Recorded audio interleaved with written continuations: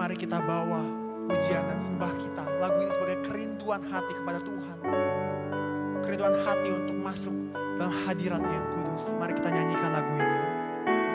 Bila ku buka mataku dan lihat wajah-Mu, ku terkagum. Bila ku lihat hidupku dan karya tangan-Mu, ku tersanjung karena semua yang baik dalam hidupku itulah karya-Mu. Kau beri kesempatan yang baru dan ku ingin mengenal-Mu Tuhan lebih dalam dari semua yang ku kenal. Tiada kasih yang melebihi-Mu. Ku ada untuk menjadi penyembah-Mu.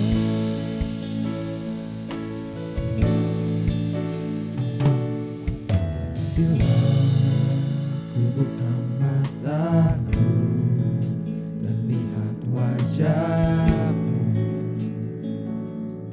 ku terkagum. Bila ku lihat hidupku dan karya tangan-Mu, ku tersanjung karena semua yang baik dalam hidupku itulah karya-Mu. Beri kesempatan yang baru dan ku ingin mengenal-Mu Tuhan lebih dalam dari semua yang ku kenal. Tiada kasih yang melebihi-Mu. Ku ada untuk menjadi penyembah-Mu dan ku ingin mengenal-Mu Tuhan lebih dalam dari semua yang ku kenal. Tiada kasih yang melebihi-Mu. Ku ada untuk menjadi penyembah-Mu.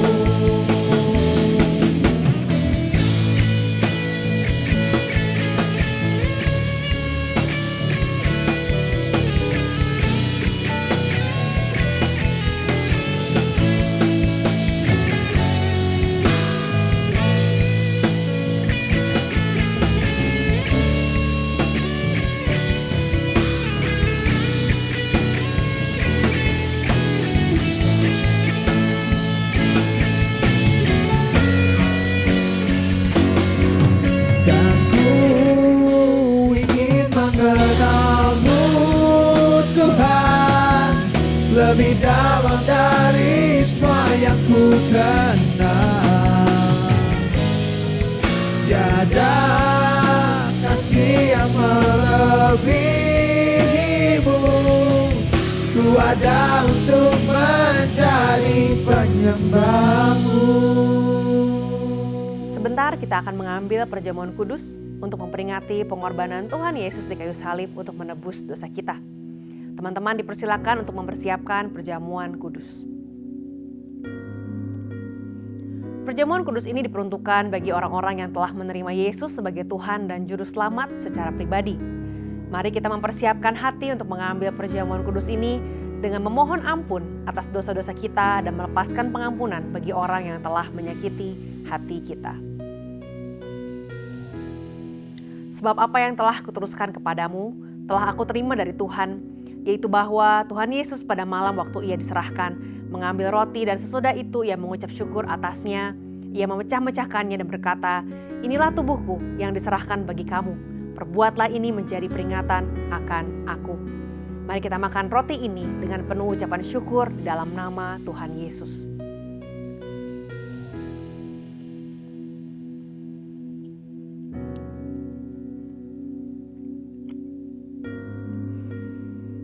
Demikian juga ia mengambil cawan sesudah makan, lalu berkata, "Cawan ini adalah perjanjian baru yang dimateraikan oleh darahku. Perbuatlah ini setiap kali kamu meminumnya, menjadi peringatan akan aku. Sebab setiap kali kamu makan roti ini dan minum cawan ini, kamu memberitakan kematian Tuhan sampai ia datang." Mari kita minum anggur ini dengan penuh ucapan syukur dalam nama Tuhan Yesus. Kami bersyukur Tuhan, karena pengorbanan-Mu di kayu salib membuat kami mendapatkan kemenangan dan hidup yang baru.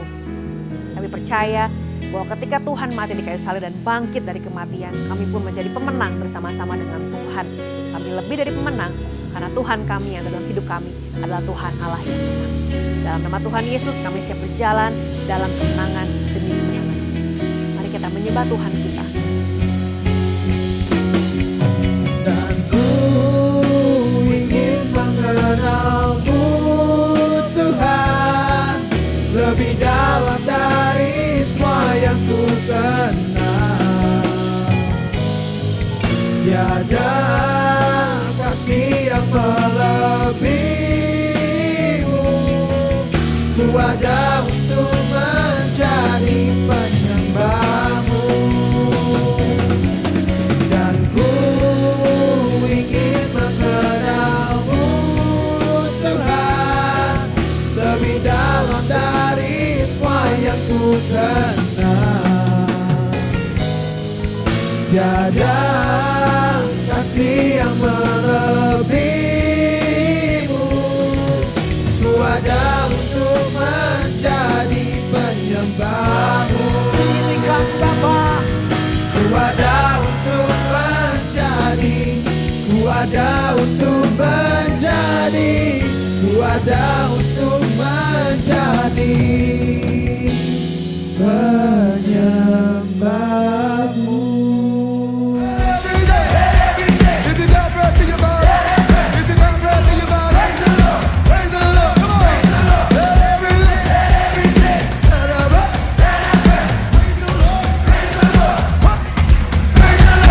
Hi guys, welcome back di Ibadah Online Khusus Pelajar Radiance. It's so good to be back. Dan teman-teman gak kerasa udah 7 bulan berjalan di tahun 2026. Dan ini saatnya kita masuk ke bulan Agustus. Di minggu yang pertama ini kita akan membahas tentang Lordship of Jesus Christ. Atau sebetulnya ini adalah rangkaian dari 5 minggu ke depan, di mana kita bakal bahas filosofi dari gereja kita. So, ini yang minggu pertama, Lordship of Jesus Christ. Sebelum lanjut, mari sama-sama kita berdoa. Bapak, kami mengucap syukur untuk hari ini. Kalau Tuhan boleh kumpulin kami lagi dalam online church, kami percaya Tuhan hadirat-Mu ada beserta dengan kami. Dan kami percaya juga Tuhan akan menyampaikan pesan firman-Mu melalui khotbah hari ini. Biar Tuhan yang buka setiap pemikiran dan hati kami untuk menerima, terlebih untuk melakukan firman ini dalam kehidupan kami. Di dalam nama Yesus, yang percaya sama-sama kita katakan, amin. Teman-teman, di GKPB Fajar Pengharapan, kita punya 5 core filosofi, yaitu Lordship of Jesus Christ, Covenant Relationship, Spirit of Excellence, Kingdom Mentality, dan juga Servanthood. 5 filosofi ini yang menjadi dasar value dalam gereja kita. Selama beberapa minggu ke depan, kayak yang tadi saya udah bilang, kita bakal bahas core value yang ada. Nah, teman-teman, pada saat peristiwa Pentakosta, atau peristiwa di mana Roh Kudus tercurah, di situ Petrus berdiri dengan suara nyaring menyampaikan kebenaran mengenai Yesus Kristus. Kita bisa bilang itu adalah khotbah pertama di era gereja Kristus akan berdiri. Petrus di sana menyampaikan banyak sekali truth bombs mengenai kerajaan Allah, mengenai keselamatan, dan salah satunya Petrus menegaskan hal ini di Kisah Para Rasul 2 ayat 36. Yuk kita sama-sama baca dulu. Kisah Para Rasul 2 ayat 36. Jadi seluruh kaum Israel harus tahu dengan pasti bahwa Allah telah membuat Yesus yang kamu salibkan itu menjadi Tuhan dan Kristus. Atau di dalam bahasa Inggrisnya dibilang, therefore let all Israel be assured of this, God has made this Jesus whom you crucified both Lord and Messiah. Petrus address di sini bahwa Yesus yang disalibkan bangkit, naik ke surga. Dialah Tuhan dan Juru Selamat. Jesus is the Lord and the Messiah. Di sini Petrus menegaskan kalau masih ada yang berpikir bahwa Yesus hanya seorang nabi, kalau ada yang masih berpikir kalau Yesus hanya seorang yang bisa mengadakan mujizat, let me affirm, Yesus itu both Lord and Messiah. Yesus itu Tuhan dan Yesus itu Juru Selamat. Kalau hal itu ini Petrus sampaikan di first sermon dia, berarti ini something important, something essential untuk percaya dengan yakin bahwa Yesus adalah Tuhan. Petrus bisa sampaikan itu dengan yakin karena Petrus sendiri pernah mengakui di hadapan Yesus sendiri bahwa dialah Tuhan dan Juru Selamat. Coba kita baca dulu di Matius 16 ayat 13 sampai 20, judul perikopnya adalah pengakuan Petrus. Kita baca di ayat 13 dibilang gini. Setelah Yesus tiba di daerah Kaisarea Filipi, ia bertanya kepada murid-muridnya, kata orang, siapakah anak manusia itu? Dan ayat 14 bilang, jawab mereka, ada yang mengatakan Yohanes Pembaptis, ada juga yang mengatakan Elia, dan ada pula yang mengatakan Yeremia, atau salah seorang dari para nabi.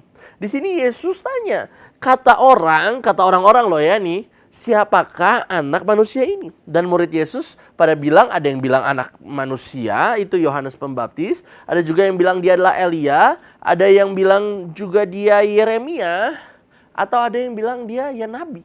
Mereka pada bilang seperti itu karena nama-nama tadi adalah tokoh-tokoh yang mereka ketahui. Ada banyak ciri-ciri Yesus yang mirip dengan tokoh-tokoh tersebut. Hal ini bisa terjadi karena memang pada zaman itu orang-orang itu sudah terekspos dengan perjanjian lama. Mereka membaca kitab perjanjian lama, they knew all the stories. Makanya mereka sebut nama-nama yang tadi. Kemudian di situ kita lihat lagi Yesus merubah pertanyaannya. Kalau sebelumnya nanya kata orang, anak manusia itu siapa? Sekarang dia tanya gini di ayat 15. Lalu Yesus bertanya kepada mereka, tetapi apa katamu? Katamu ya, di sini murid-muridnya, siapakah aku ini? Pertanyaannya berubah jadi personal. Buat kamu nih murid-muridku, the closest one, the one that has been together all the time, siapakah aku ini? Who am I? Kemudian Petrus menjawab di ayat 16. Maka jawab Simon Petrus, engkau adalah Mesias, anak Allah yang hidup. Dan di ayat 17 dibilang kata Yesus kepadanya, berbahagialah engkau Simon bin Yunus, sebab bukan manusia yang menyatakan itu kepadamu, melainkan Bapakku yang di sorga. Di sini kita tahu bahwa Petrus bisa menyatakan itu bukan karena pengetahuan dia, bukan karena kepintaran dia, tetapi karena Bapa di sorga yang membukakan hal tersebut kepada Petrus. Lanjut kita baca ayat 18 dibilang ini, dan aku pun berkata kepadamu, engkau adalah Petrus, dan di atas batu karang ini aku akan mendirikan jemaatku dan alam maut tidak akan menguasainya. Kepadamu akan kuberikan kunci kerajaan sorga, apa yang kau ikat di dunia ini akan terikat di sorga, dan apa yang kau lepaskan di dunia ini akan terlepas di sorga. Lalu Yesus melarang murid-muridnya supaya jangan memberitahukan kepada siapapun bahwa ia Mesias. Dari kisah ini kita bisa melihat bahwa Yesus mengkonfirmasi dirinya adalah Mesias. Murid-murid Yesus menyadari bahwa Yesus adalah Mesias yang selama ini dinubuatkan, Mesias yang dinanti-nantikan. Seharusnya dari hari tersebut murid-murid Yesus menjadi sangat convicted dalam mengikut Yesus. Karena ya mereka udah tahu, yang mereka ikuti selama ini itu ternyata bukan cuma seorang nabi, tetapi dia adalah Yesus yang adalah Mesias yang dinanti-nantikan. So hari ini, waktu kita lagi belajar tentang the Lordship of Jesus Christ, ini bukan cuma filosofi gereja kita, tetapi ini filosofi yang seharusnya bisa kita terapin dalam kehidupan pribadi kita. Kita bisa belajar yang pertama, the Lordship of Jesus Christ starts with faith. Teman-teman, salah satu superhero yang mungkin paling terkenal adalah Superman. Mungkin sebagian dari teman-teman pernah nonton film Superman. Dan salah satu scene-nya menggambarkan bagaimana ada pacar Superman namanya Lois yang udah yakin banget kalau Clark itu adalah Superman. Dia udah sempat lihat tiap ada momen seseorang butuh pertolongan, Clark yang bersama dengan dia lagi go on with a date atau apapun itu, dia hilang dan tiba-tiba Superman muncul di sana menyelamatkan orang di scene tersebut. Jadi Lois sudah yakin dan percaya sekali bahwa Clark adalah Superman. Maka dari itu dia memutuskan untuk dia loncat dari gedung sambil bilang, saya tahu kamu Superman, pasti akan menyelamatkan saya. Dia loncat dan kemudian Superman yang tetap tidak mau ketahuan kalau dia adalah Superman, lari dengan cepat ke bawah dengan special skill-nya dia dan memastikan Lois jatuh tidak terlalu keras. Saat Lois jatuh, dia lihat ke atas dan melihat ada Clark tetap ada di atas gedung. Lois kaget karena dia kira Clark adalah Superman dan dia percaya Clark yang akan nyelamatin dia. Tetapi ternyata Clark tidak berubah menjadi Superman pada saat itu. Lois berani loncat dari gedung karena dia punya keyakinan bahwa Clark adalah Superman. Dan dia percaya Clark akan selamatin dia no matter what. Itu yang terjadi dalam film Superman. Nah, tapi hal yang serupa juga waktu kita mau menjadikan Tuhan sebagai pusat dalam hidup kita, ini harusnya dimulai dengan menerima dulu Yesus Kristus sebagai Tuhan dan Juru Selamat. Karena gimana caranya kita bisa bilang hidup kita mau berpusat kepada Tuhan, mau dipimpin oleh Tuhan, kalau kita belum menerima Tuhan itu sendiri dalam kehidupan kita. Sekali lagi, perikop yang kita baca tadi judulnya adalah pengakuan Petrus. Saat Yesus tanya, siapa aku untuk kamu? Ini kan pertanyaan yang sangat personal. Dan Petrus menjawab ayat 16. Maka jawab Simon Petrus, engkau adalah Mesias, anak Allah yang hidup. Ini turning point-nya. Karena ini bukan hal yang Petrus ketahui karena pengetahuan dia atau kepintaran dia. Tetapi Petrus bisa confess ini karena Allah Bapa yang membukakan hal tersebut kepada Petrus. Dia bisa dengan iman mengatakan bahwa Yesus adalah Mesias yang selama ini dinanti-nantikan. So, it starts with faith dulu. Baru yang kedua, Lordship of Jesus Christ followed by obedience. Kalau kita lanjut baca di Matius 16, setelah Petrus menyatakan bahwa Yesus adalah Mesias dan Yesus bilang, berbahagialah kamu, bahkan dibilang, kunci sorga diberikan kepadamu. Next perikop, justru ini terjadi hal yang unik di Matius 16 ayat 21. Dibilang gini, sejak waktu itu Yesus mulai menyatakan kepada murid-muridnya bahwa ia harus pergi ke Yerusalem dan menanggung banyak penderitaan dari pihak tua-tua, imam-imam kepala dan ahli-ahli Taurat. Lalu dibunuh dan dibangkitkan pada hari ketiga. Setelah pengakuan Petrus, Yesus sampaikan bahwa kalau suatu saat nanti Yesus harus ke Yerusalem menanggung banyak penderitaan. Itu yang Yesus katakan. Yesus lagi referring ke peristiwa yang belum terjadi pada saat itu, yaitu adalah peristiwa penyaliban Kristus. Dan ini yang Petrus lakuin di ayat 22. Tetapi Petrus menarik Yesus ke samping dan menegur dia. Katanya, Tuhan, kiranya Allah menjauhkan hal itu. Hal itu sesekali tidak akan menimpa engkau. Kata menegur di dalam bahasa Inggris itu dibilang rebuke. Atau di bahasa aslinya artinya adalah epitimao, yang artinya adalah to warn by instructing. Jadi bayangin di sini Petrus tarik Yesus ke pinggir, terus Petrus tegur Yesus karena perkataan Yesus tadi. Di ayat 23 dibilang, maka Yesus berpaling dan berkata kepada Petrus, enyahlah iblis, engkau suatu batu sandungan bagiku. Sebab engkau bukan memikirkan apa yang dipikirkan Allah, melainkan apa yang dipikirkan manusia. Orang yang barusan nyatain bahwa Yesus adalah Mesias, dibilang Yesus berbahagialah, tiba-tiba sekarang dibilang enyahlah iblis, engkau batu sandungan. Di sini bukan berarti Yesus itu bipolar loh ya. Bukan Yesus tiba-tiba berubah mood atau pelin-pelan. Tapi Yesus lagi menyatakan bahwa Petrus ini lagi nggak memikirkan apa yang dipikirkan oleh Allah. Dia hanya mengandalkan pemikiran manusia dia aja. Niatnya sih dia bilang, tenang Tuhan, gak mungkin penderitaan itu terjadi sama engkau. Tetapi Tuhan Yesus menjelaskan bahwa ya memang semua itu harus terjadi. Karena itu bagian dari rancangan Allah yang ditetapkan.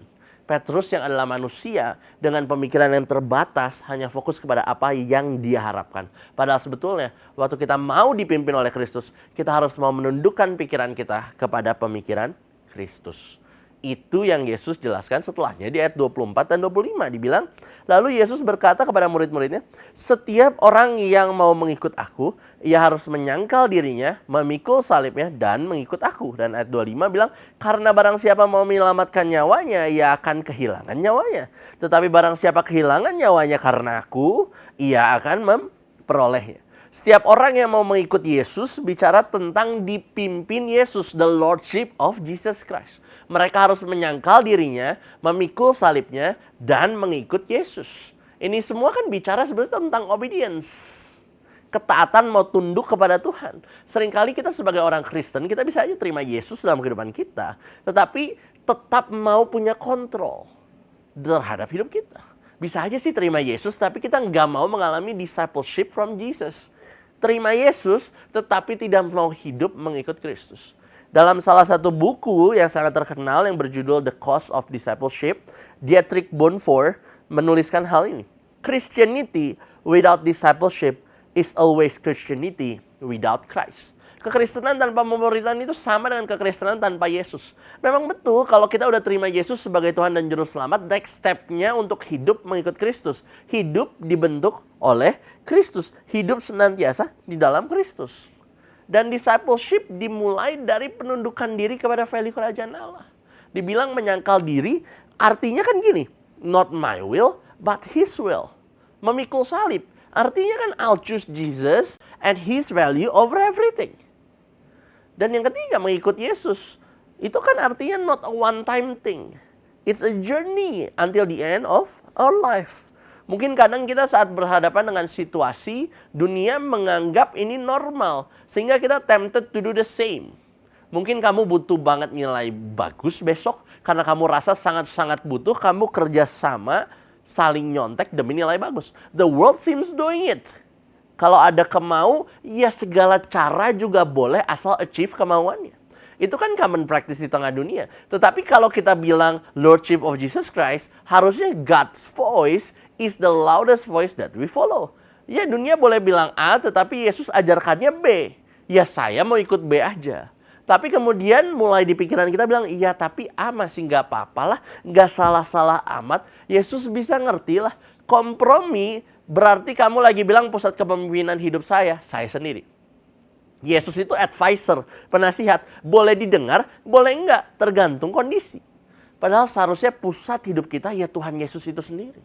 Mungkin next statementnya bilang gini, tapi kan saya juga nggak tahu yang mana boleh, mana yang nggak boleh. Nah disinilah pentingnya yang berikutnya. Lordship of Jesus Christ is nurtured through a life rooted in Christ. Hal yang sangat praktikal hari ini yang kita bisa lakuin sama-sama. Kalau kita mau menjadikan Tuhan sebagai pusat dalam kehidupan kita, menjadikan Tuhan sebagai pemimpin dalam kehidupan kita, mau untuk hidup menyangkal diri, memikul salib dan mengikut Yesus, kuncinya cuma satu. Rooted in Christ. Mengakar dalam Kristus. Kenal Kristus itu siapa? Kenal apa yang menjadi value Kristus, apa yang penting untuk Kristus, penting untuk kita. Ini semua bisa kita bangun lewat kehidupan berdoa dan baca firman. Karena gimana kamu bilang, saya mau dipimpin oleh Kristus tanpa komitmen untuk baca firman Tuhan yang isinya adalah semua hal penting yang Yesus sampaikan. Belajar untuk membaca dan merenungkan firman Tuhan.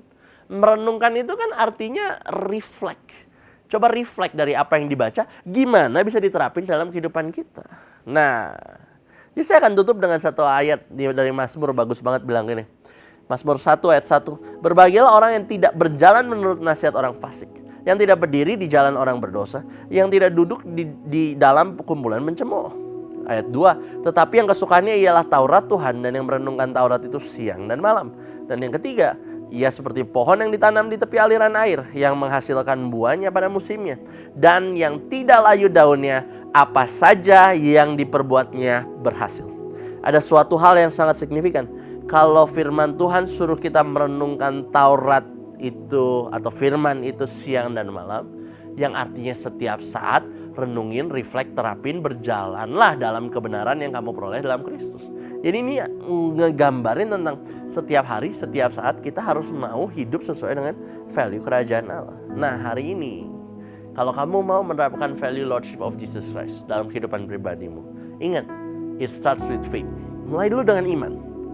Kemudian followed by obedience, mau untuk berpusat kepada kepemimpinan Kristus. Dan yang terakhir, nurtured through a life rooted in Christ. Kita mau baca firman, mengenal Tuhan lebih dalam, bertumbuh lebih dalam. Dan artinya kita akan semakin mengenal Kristus dan hidup kita harusnya semakin berpusat dengan Kristus, menerapkan value yang Kristus ajarkan. Itu yang kita mau punya hari ini. Jadi again teman-teman, Lordship of Jesus Christ itu bukan bicara tentang core value gereja saja, tapi inilah core value dari setiap orang Kristen. Harusnya kita mau dipimpin oleh Kristus sepenuhnya dalam hidup kita. Hidup kita ini miliknya Kristus, kita hanyalah pengelola. Mari sama-sama kita berdoa. Bapa, kami mengucap syukur kalau kebenaran firman Tuhan boleh disampaikan. Biar kiranya Tuhan yang terus berbicara dalam kehidupan kami pribadi. Bagaimana kami dapat menerapkan firman-Mu ini. Jemaat Allah dimanapun kau berada, diberkatilah engkau. Biar kiranya ada damai sejahtera daripada Allah, sukacita dan kasih yang selalu melimpah dalam kehidupan-Mu. Dan aku juga berdoa biar kiranya berkat Tuhan selalu mengalir dalam kehidupan-Mu. Di dalam nama Yesus, amin. Bagi teman-teman yang membutuhkan dukungan doa atau konseling, kalian bisa scan QR Code yang ada di bawah ini. Dan nanti akan ada konselor ataupun leader yang menghubungi teman-teman semua.